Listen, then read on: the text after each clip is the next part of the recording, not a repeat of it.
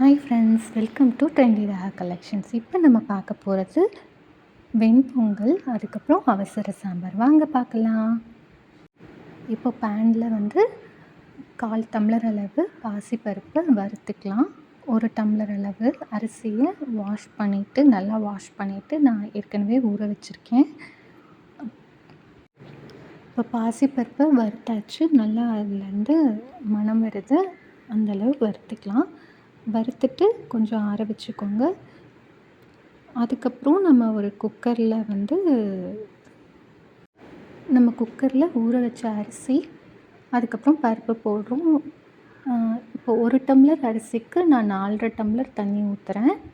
ஒரு அரிசிக்கு ஒரு மாதிரி வரும். நீங்கள் உங்கள் அரிசிக்கு நீங்கள் எவ்வளோ ஊற்றுவீங்களோ அந்த மாதிரி பார்த்துக்கோங்க.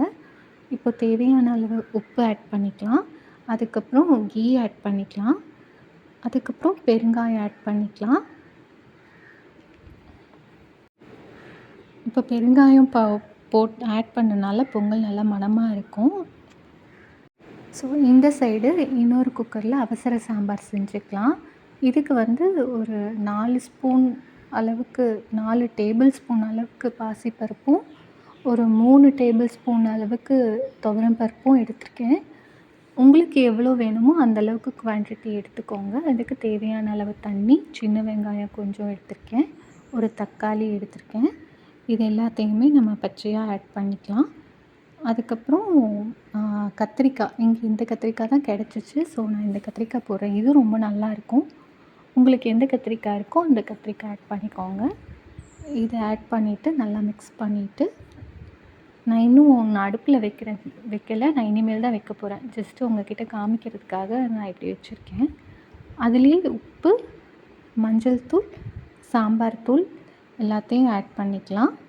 எல்லாத்தையும் ஆட் பண்ணிவிட்டு தேவையான அளவு உப்பு, பெருங்காயம் எல்லாத்தையுமே ஆட் பண்ணிவிட்டு மூடி வச்சு இனி குக்கரில் அதை வேக வச்சிடலாம். குக்கரில் 4 விசில் வச்சு எடுத்துக்கோங்க. இப்போது நம்ம அந்த சைடு தாளிச்சிக்கலாம். அப்புறம் இந்த சாம்பார் எங்கள் அம்மா எனக்கு சொல்லி கொடுத்தாங்க. ரொம்ப டேஸ்ட்டாக இருக்கும். ட்ரை பண்ணி பாருங்கள். நம்ம ஃபஸ்ட்டு பொங்கலுக்கு தாளிச்சிக்கலாம். பொங்கலுக்கு தாளிச்சிட்டு அதுக்கப்புறமா நம்ம சாம்பார். இப்போது நம்ம பொங்கலுக்கு தாளிச்சிக்கலாம். பொங்கலுக்கு தாளிக்கிறதுக்கு 3 ஸ்பூன் ஆயில் ஊற்றிக்கோங்க. 3 ஸ்பூன் கீ ஆட் பண்ணிக்கோங்க. அதுலேயே இஞ்சி, ஜீரகம், மிளகு, கருவேப்பிலை இது எல்லாத்தையும் போட்டுக்கலாம். அதில் பெருங்காயம் தூவிக்கலாம். இஞ்சியை திருவி போட்டுக்கோங்க, இல்லை சின்ன சின்னதாக கட் பண்ணிக்கோங்க.